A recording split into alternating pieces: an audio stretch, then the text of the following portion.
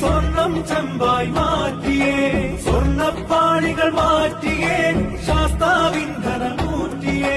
സ്വർണം കണ്ടവനാരപ്പ, സഖാക്കളാണേ അയ്യപ്പ. സുഹൃത്തുക്കളെ, സഹോദരങ്ങളെ, അപ്പൊ വെള്ളാപ്പള്ളി നടേശൻ വീണ്ടും ഇറങ്ങിയിട്ടുണ്ട്. ഞാൻ കാരണമല്ല LDF പരാജയപ്പെട്ടത്. പരാജയപ്പെട്ടതിന്റെ കാരണം ഞാനല്ല. ഞാൻ വർഗീയവാദിയല്ല, ഞാൻ മതേതരവാദിയാണ്. ഞാൻ കുറ്റപ്പെടുത്തിയത് മുസ്ലിം ലീഗിനെയാണ്.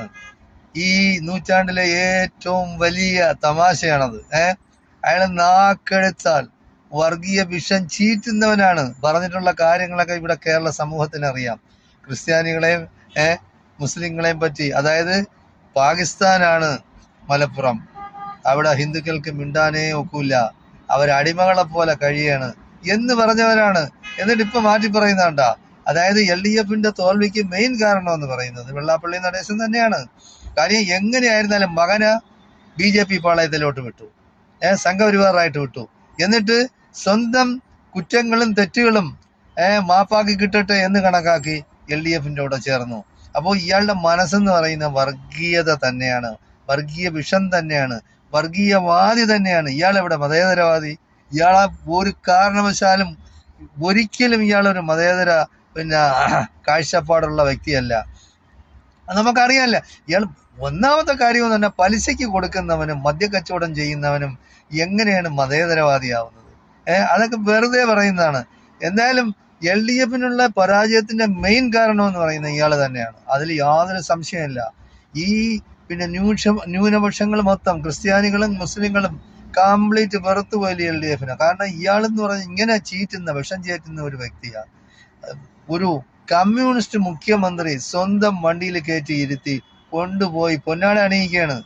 അപ്പോൾ അത് തമാശ കളിയില്ല. വേറൊരാൾ, ഒരു CPMന്റെ ഒരു നേതാവ് ചാനൽ ചർച്ചയിൽ പറഞ്ഞെന്ന് പറഞ്ഞാൽ വഴി കണ്ട് വിളിച്ചു കയറ്റി. നീ എന്താ വഴി കണ്ട് വിളിച്ചു കയറ്റി? അങ്ങനെയുള്ളവനെ പൊന്നാട അണിയിക്കും? വഴി കണ്ടോല. അത് മാത്രമോ, ശ്രീനാരായണ ഗുരുവിന്റെ അതേ പകർപ്പാണെന്നാണ് പറഞ്ഞത് വെള്ളാപ്പള്ളി നടേശൻ. ശ്രീനാരായണ ഗുരു ഉണ്ടായിരുന്നെങ്കിൽ വെള്ളാപ്പള്ളിയെ അന്നേ അടിച്ചു കൊല്ലും.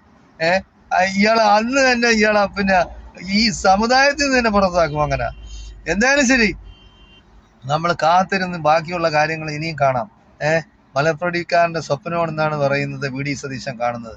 മലർപ്പൊടിക്കാരന്റെ സ്വപ്നമൊന്നുമല്ല. ഈ വെള്ളാപ്പള്ളിയെ പോലെയുള്ള ചെറ്റകള് ഈ നാട്ടിൽ ജീവിച്ചിരുന്നാൽ ഈ നാട് നശിക്കും. നാട്ടിൽ വെള്ളപ്പൊക്കവും പേമാരിയും, അത് മാത്രമോ വേറെ ഉരുൾപൊട്ടലും ഇല്ലാത്ത രോഗങ്ങളും ഒക്കെ പടർന്നു പിടിക്കും ആളുകൾക്ക്. ഇങ്ങനെയുള്ള വ്യക്തികൾ എന്ന് പറയുന്നത് സമൂഹത്തിന്റെ ക്യാൻസറാണ്. ഇങ്ങനെയുള്ളവരെന്ന് പറയുന്നത് അവരുടെ വാസസ്ഥലം ജയിലറയാണ്. ഇങ്ങനെയുള്ളവരെ ജയിലിലടയ്ക്കണം. കാരണം ഇയാളെ പേരിൽ നേരത്തെ ഒരുപാട് അഴിമതി ആരോപണങ്ങളുണ്ട്.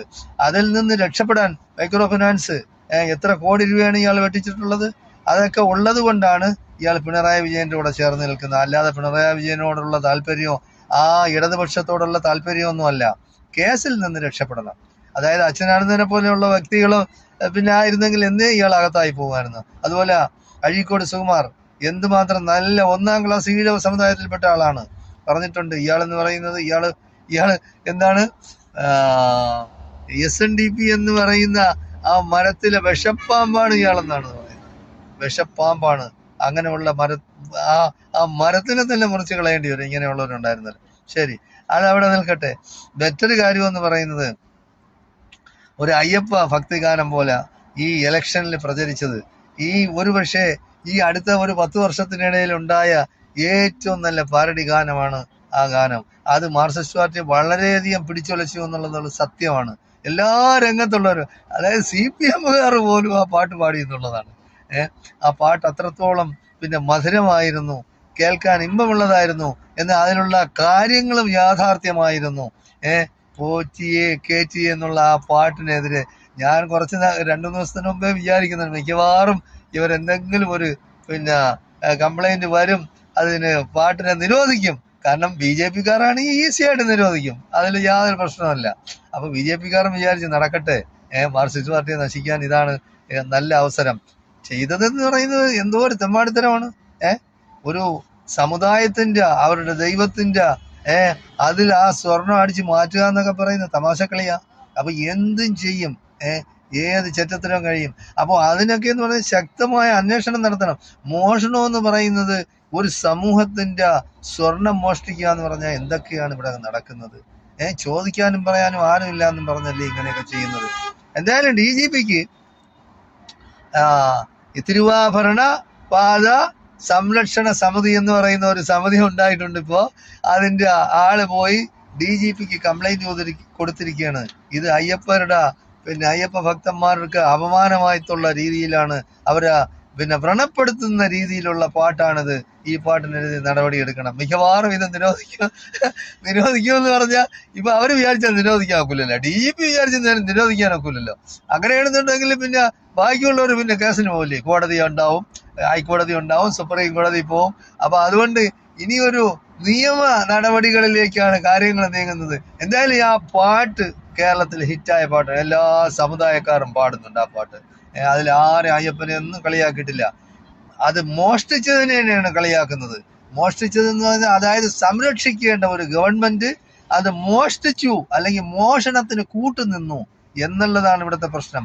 അപ്പോൾ ഇതിനെതിരെ ശക്തമായി അയ്യപ്പ ഭക്തര് മാത്രമല്ല ഈ സമൂഹം, കേരള സമൂഹം മൊത്തത്തില് പ്രതിഷേധിക്കുന്നുണ്ട്.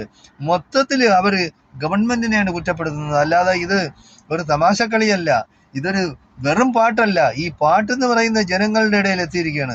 എല്ലാവർക്കും മനസ്സിലായി. ഇപ്പൊ കോടതിയിൽ ഇരിക്കുന്ന ജഡ്ജി ആയിരുന്നാലും കോടതിയിൽ കേസ് വാദിക്കുന്ന വക്കീലായിരുന്നാലും ഈ പാട്ട് ഇഷ്ടപ്പെട്ടവരാണ്. അപ്പൊ ഈ പാട്ട് ഇഷ്ടപ്പെട്ടെന്ന് പറഞ്ഞാൽ അതായത് സാധാരണ ജനങ്ങളിൽ എത്തിക്കാൻ കഴിഞ്ഞു ഈ വിഷയം.